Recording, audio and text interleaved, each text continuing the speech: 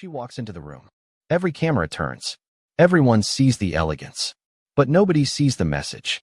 Today, I'm going to show you exactly what Princess Catherine has been secretly communicating through a single pair of earrings.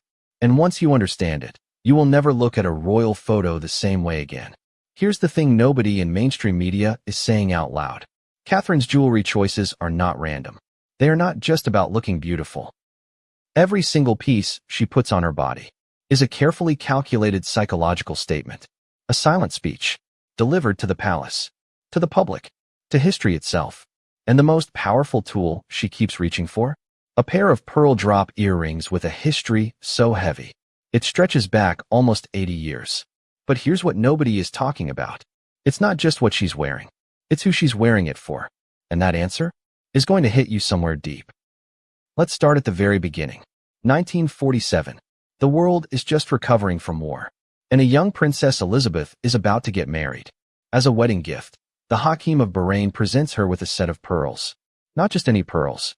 Rare, luminous, extraordinary. Those pearls were eventually crafted into earrings. A round diamond stud at the top, elegant baguette-cut accents, and a single, perfect pearl drop at the bottom. They became known as the Bahrain pearl drop earrings. Queen Elizabeth's earrings.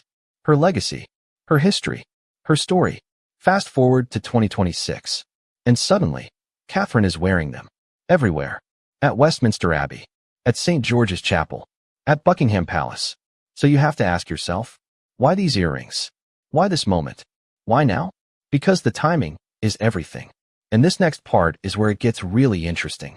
Commonwealth Day, 2026. Westminster Abbey. One of the most watched royal events of the year. Catherine walks in. Sharp navy Catherine Walker coat dress. Geometric lapels. Structured. Precise. Deliberate. Matching Sean Barrett saucer hat. Navy suede pumps. A Strathberry chain wallet. And then, those earrings. Layered with a vintage 1980s faux pearl necklace. Now most people looked at this outfit and thought, stunning, classic, very Catherine. But here's what they missed. Navy is not just a color choice. Navy is authority. Navy says, I am in control. I am serious. I am here. The tailored silhouette? That's power wrapped in grace. And the Queen's earrings, worn alongside vintage pearls? That is Catherine whispering to the entire room, without opening her mouth. I am the bridge between what this family was and what it is becoming. This was not a stylish winter look. This was Catherine putting on her royal armor. And what happened next completely changes the emotional story. Easter Sunday, 2026. St. George's Chapel. Same earrings. Completely different woman.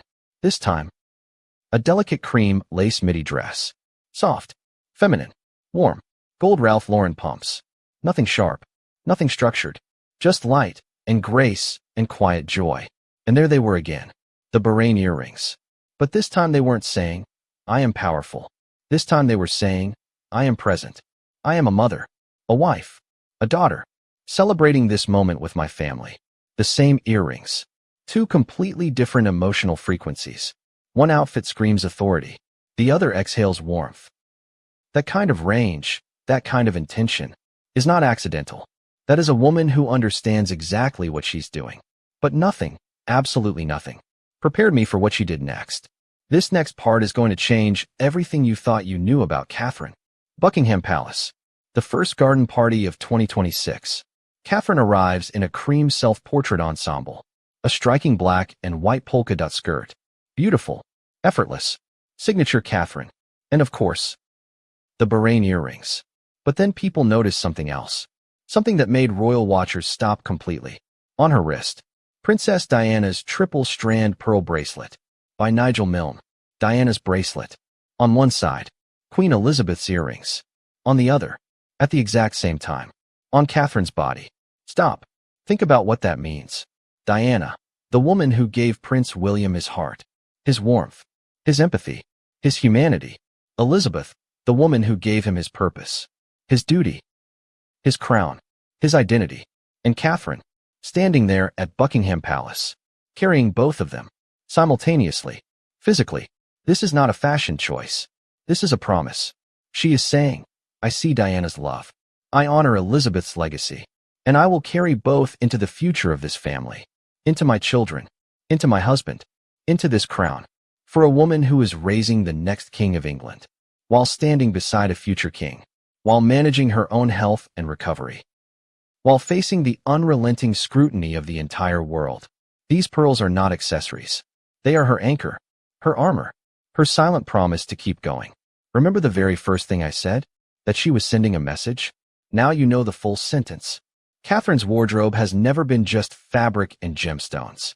It is a living letter, written in silk and pearls, addressed to the monarchy, to the people, to history, and what she has been saying, quietly, consistently, powerfully, is that she is ready for all of it. So I want to know what you think. Is Catherine the most strategically brilliant fashion diplomat the royal family has ever seen? Or is she simply a woman who finds deep personal meaning in the pieces she chooses to wear? Drop your answer in the comments. Team strategy or team sentiment? I genuinely read every single one. And if this kind of deep dive into royal style and psychology is your thing, you need to subscribe right now, because we do this every single week. The secrets hiding in plain sight, we find them together. I'll see you in the next one.